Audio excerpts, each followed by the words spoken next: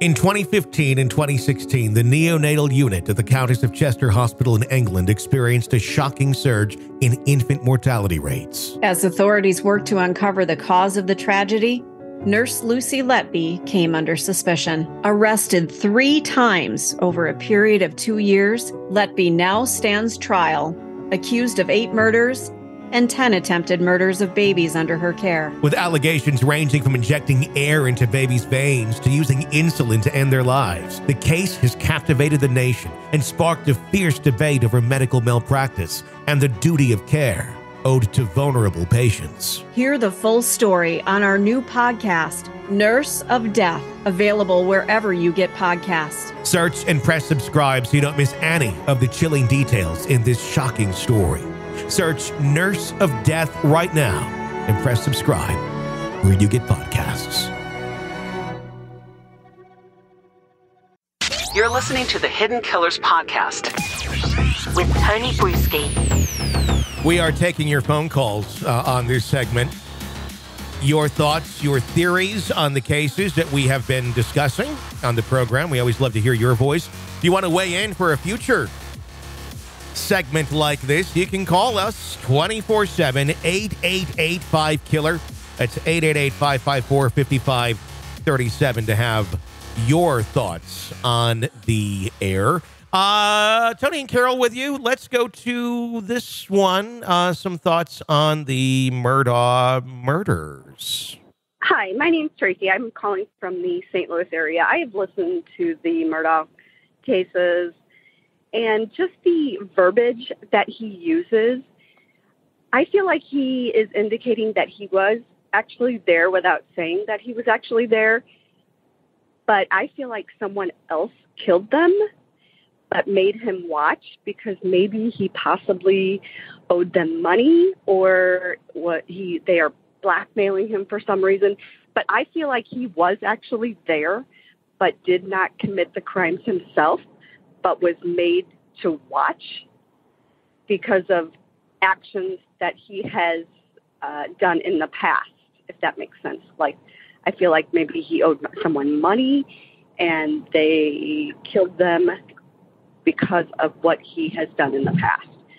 Maybe not. Maybe he is crazy. Well, I feel like he is definitely a narcissist. He's not a very smart man. I guess he's smart because he's an attorney and he's been successful his whole life. And he has stolen a lot of money and he got away with it for a while. But I feel like he did not actually do the murders himself. Hope you guys have a great day. Let me know what you think. Thanks. Bye. Yeah, he's certainly successful at being a manipulative criminal. The rest of his intelligence, I think is up for debate. But I kind of agree. And I don't know. I mean, the verbiage, she's right. It's been interesting. Whether he said, I did him wrong or they did him so wrong.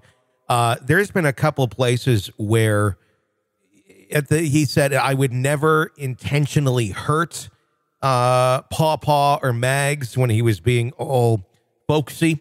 It wouldn't surprise me if there is a force much larger than SLED, much larger than the local police force that came in. Alec maybe stole some money from them. Alec did them wrong in some way, shape, or form. And then for that, they came in and did Alec wrong and made an example out of killing his wife and son in front of him. But like I said, also stating, if you say anything to anyone about what we're doing, we will kill the rest of your extended family. And maybe Alec is going down with the ship in that way, shape, or form. I don't know. Could be completely off. But knowing his dealings, knowing his ways of manipulating things and his ways of A plus B equals C, and what he views as the right thing to do isn't always the right thing to do. So I don't know. I don't think she's that far off on that being a possibility. I'm surprised that they didn't try and bring more of that up in court as a defense for Alec, unless they purposely did not because Alec didn't want them to. That's something I have never even considered. No? It has not even crossed my mind. I I don't know how I feel about that, but I do think there are a lot of people angry with him, but I think a lot of this came out after. So, but there could be people absolutely that knew stuff that was going down. They were mad about money he stole or, the boat accident. Sure. But because there was a lot of things going on around Alex Murdaugh and his family. But I don't know, because it seems to me the reason they died actually kind of helped Alex Murdaugh at that time, because he was in the middle of they're looking at finances into this boat accident, and they're following money trails, and they're getting close to him. And so by that happening was a very convenient time for him, because then he was able to get a lot of sympathy and people kind of backed off a little bit.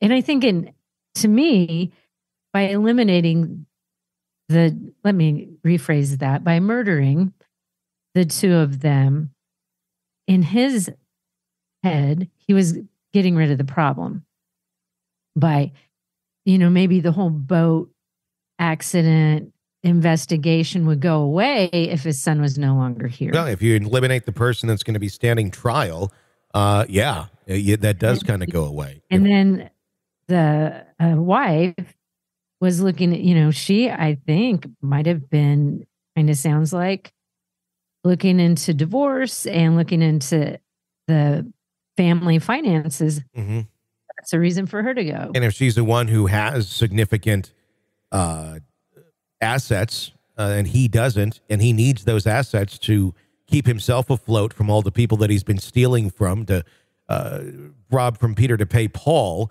the only way to get that money, if she's ready to leave, would be eliminate her, get the control of the estate. So, yeah, there's it obviously, he's been found guilty of murdering his wife and son himself. But it is an interesting piece of speculation. I had never even thought of that. That I'm surprised, honestly.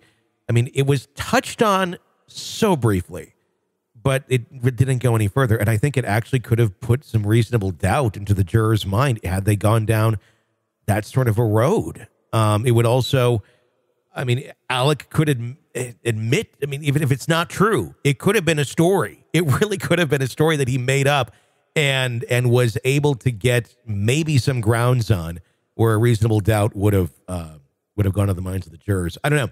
It's bizarre, but I'm glad I'm not the only one that has been thinking that for a little bit. But it's just pure speculation. This is an examination of the hidden human condition. This is the Hidden Killers Podcast with Tony Bruschi. You want to weigh in with your opinions on any of the cases that we are following for you? You can do it. We got a phone number. It's 888-5-KILLER, 888-554-5537 to weigh in and give your thoughts. Be sure to press subscribe wherever you download podcasts so you don't miss any of the cases and discussions that we have for you right here every single day. Get an ad-free experience through Apple Podcasts right now as well when you subscribe to our premium membership. Right there, you'll get access to all of the stories we're following, each individual channel, all ad-free. So do check that out. I'm Tony Bruschi. Stay with us.